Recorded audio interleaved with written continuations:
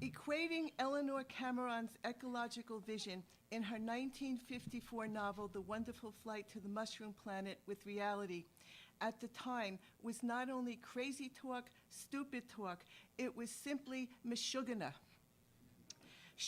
Her novel is an ecological vision in which two boys build a rocket out of cast-off scrap wood, and they go to a mushroom planet with little mushroom people, and they bring their chicken and chicken food, and everything on the planet is ecologically sustainable.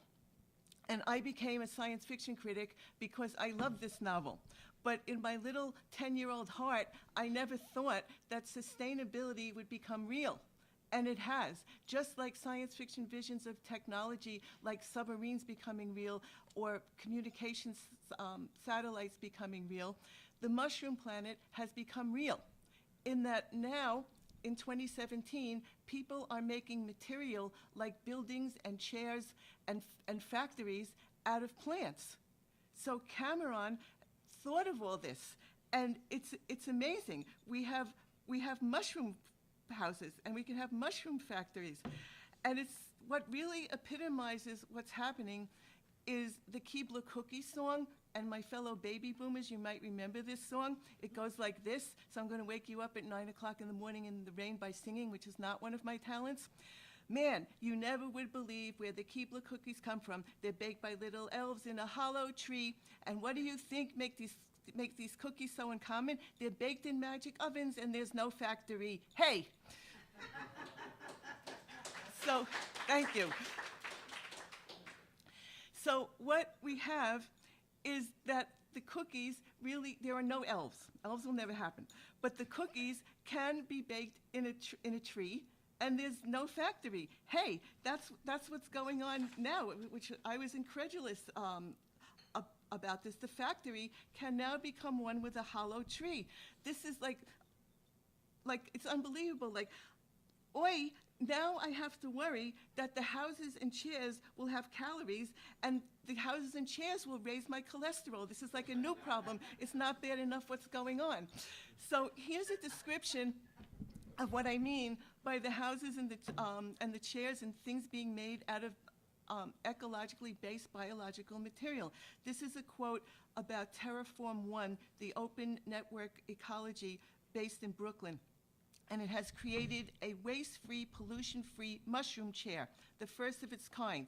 The chair was grown in 7 days from strains of fungi into the multi-curved chase piece. At the end of the useful product life cycle, the chair can be composted and safely reintroduced back into the environment, where it can become naturally biodegraded. The chair was grown using material manufactured by Ecological, a leading biomaterials company that believes mushrooms are the new plastic. Terraform is a nonprofit whose mission is to illuminate a more sustainable and ecologically connected future for cities through innovative designs using biology and engineering. In other words, the mushroom planet that Cameron envisioned in 1954, her ecological vision, is becoming real. So my paper begins. I read Eleanor Cameron's The Wonderful Flight to the Mushroom Planet and ate Keebler cookies when I was a child. Like believing in Santa Claus, many children of the 1960s thought that elves in fact baked cookies in a hollow tree sans factory. While Santa's reindeer will never fly, the same cannot be said for cookies created by dint of brick and mortar made factory lac. Products and buildings constructed in terms of emphasizing organic matter rather than inert material are now at the innovative forefront. The stuff of childhood fantasies, natural cities resembling the one on the mushroom planet, and the planet is called Basidium, and cookies made in plant-based buildings are emerging characteristics of my adult reality. In the future as yet fantastic cities, manufacturing and urban development will center upon organic material, mushrooms, for example. Cameron published The Mushroom Planet in 1954, just as the United States was on the cusp of embarking into outer space. But boy-toy spaceflight is rightly not her emphasis in regard to the most important future technology. Current astronauts, instead of venturing outward, merely orbit the Earth. People are not rocketing to planets, mushroom planets or otherwise. Developing non-polluting biological technology to save the Earth, not leaving the Earth, is the most important social priority. More specifically, merging architecture with biology, building ecologically sound cities from organic matter, not using metal to blast off into outer space, is the most current, crucial, innovative endeavor. Due to the specter of climate change, we are careening toward earthbound manufacturing innovation, which creates ways to build cities by replacing bricks and mortar with organic material. We cannot live in outer space. We must live on a sustainable Earth. Cameron's most important legacy is her ecological prescience, not her attention to spaceflight. She brilliantly recognized that organic matter matters. Her approach to how to do things with words involves describing how to make things with, say, vegetables. Mushroom Planet is the precursor to such feminist ecological visions as the light source producing click flies in Joan Slonczewski's A Door into Ocean, a spaceship kazoo binds chickens and an impending goat in James Tiptree's Jr. Houston, Houston, Do You Read, and the shrimp-like living spaceship creatures in Nettie Okorafor's Binti. Science fiction's depiction of the biologically unexpected are on the road to becoming mundane urban reality. Innovators are turning science fictional conceptions involving biology into urban architectural fact. Today, New York is merely called the Big Apple. Tomorrow, apples may be used to build New York. True. Literally defining the Big Apple as a building material appellation is at the core of architectural urban future visions. Feminist science fiction includes what I have called an unexpected coupling of technology and nature. The unexpected coupling of technology with organic material informs this essay. I range from the title of the science fiction writer's Ursula Le Guin's essay From Elfland to Poughkeepsie by describing how what was once the fantastic realm of the Keebler cookie elves can form the future of real cities such as Poughkeepsie. My purpose is to describe the efforts to make Cameron's feminist science ecological visions real in relation to urban spaces, to explore initiatives to transform biological science fiction into architectural urban practice. So I'll read the first section of the paper called Making Real Rooms with Mushrooms. Artworks, specifically recent three-dimensional habitat-oriented sculpture relating to the urban environment, illustrates initial forays into making ecological science fiction real. For example, in the Mushroom Planet protagonists, David and Chuck, using cast-off material to build a spaceship, ecologically sustainable and urban-centered artist Carla Stingerstein addresses ecological vulnerability. She transforms waste into building material to support native plants, which can provide an urban habitat for threatened wildlife. Her collaborative photosynthesis projects includes three visions of wildlife sculptural habitats mounted in urban centers. The sculptures, whose vegetation supports local wildlife, are constructed from reclaimed materials. Her biotope is, quote, an architectural sculpture intended to facilitate stewardship as a mode of living and emphasize the interdependent relationship between human flora, fauna, life forms, unquote. Because Cameron's protagonists, David and Chuck, saved the Basidamites by educating them about the value of ingesting chicken eggs, these protagonists exemplify the interdependent relationship between human, extraterrestrial, and fauna, the chicken, life forms. Stringerstein's collaborator, Mary Mattingly, is another artist whose work predicts future cities' connection to environmentalism. She works in diverse sculptural and photography forms which emphasize environmental, economic, and political change. Her project called Swale, the antithesis of factory farms and agrobusiness, is a floating food forest located on the waters of New York City, which is dedicated to rethinking and challenging New York's connection to the natural environment.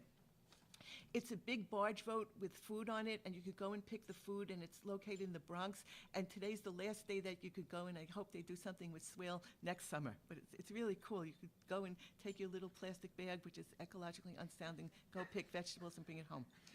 Mattingly creates Basidiomite-approved projects to explore sustainability and public food justice.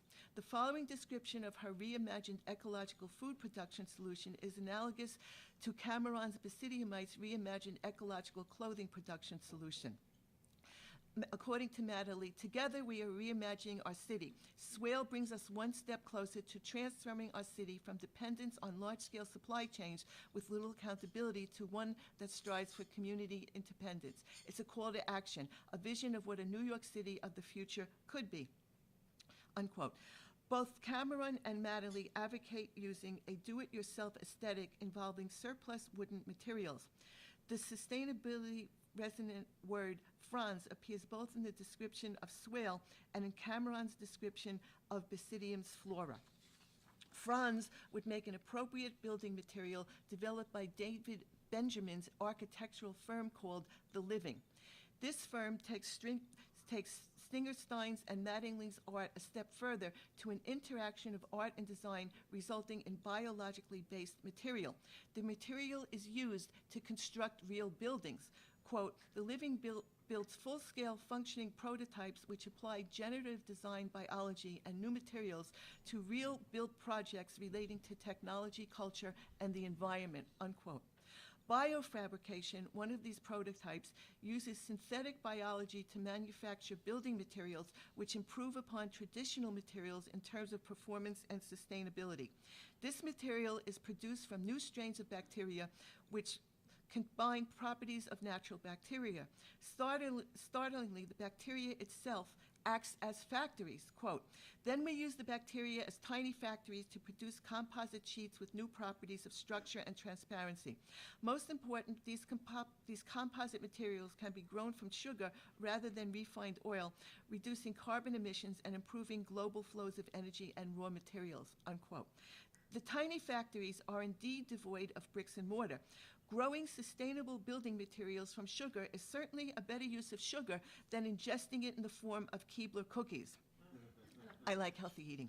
The natural building materials innovations, The Living, develops are in tandem with those of Terraform One, a nonprofit architecture group that promotes smart design in cities. Through new thought process-infused projects and communicating with the public, the group aims to, quote, illuminate the environmental possibilities of New York City and inspire solutions in areas around the world, socio-economic design, which develops innovative concepts and technologies for local sustainability in energy, transportation, infrastructure, buildings, waste treatment, and water. These novel research projects are derived from the interface of design, engineering, and synthetic biology, unquote. One of these novel research projects is poised to make it possible to make Keebler cookies in a hollow tree. Terraform's Fab Tree Hab, an example of a building totally immersed in nature, is made of woody plants shaped into 1 or 2 stories. Like Stingerstein's art and David and Chuck's spaceship, a wooden scaffold forms this building's foundation. Plants woven while wet are placed over the scaffold. This living, breathing house is quote, so environmentally friendly, it is the environment, unquote. Like a proud Basidiomite, Terraform One co-founder Michael Jochum believes that biology is technology. His work involves thinking about architecture, which does not involve working with glass, concrete, and steel. According to Jochum, quote, we design with life. Designing with life makes sense to the people on the planet, unquote. Jochum articulates a manifesto for Cameron's Basidiomites, quote, we need to look at living materials which have a fitting with the earth. Biological architecture considers living things and living materials to create spaces for people to live in. We're working with living plants. It's a much different world, unquote. Mycelium, a root base for mushrooms, is one such living plant material. Jochum's much different world could be Cameron's Basidium. Jochum uses the mycelium derived from Cameron's description of mushrooms. Quote, mushrooms, hundreds and hundreds of mushrooms wherever you looked, grayish, white, and pink, and cream they were, every kind you could imagine, unquote. To make multiple curved structures, such as benches and wall finishes, by fusing mushroom and bamboo to get a very interesting structure. Cameron's mushroom science fiction vision has become real. Am I out of time? 2 minutes. for 2 minutes. I think I'll stop there, and I think you see my point.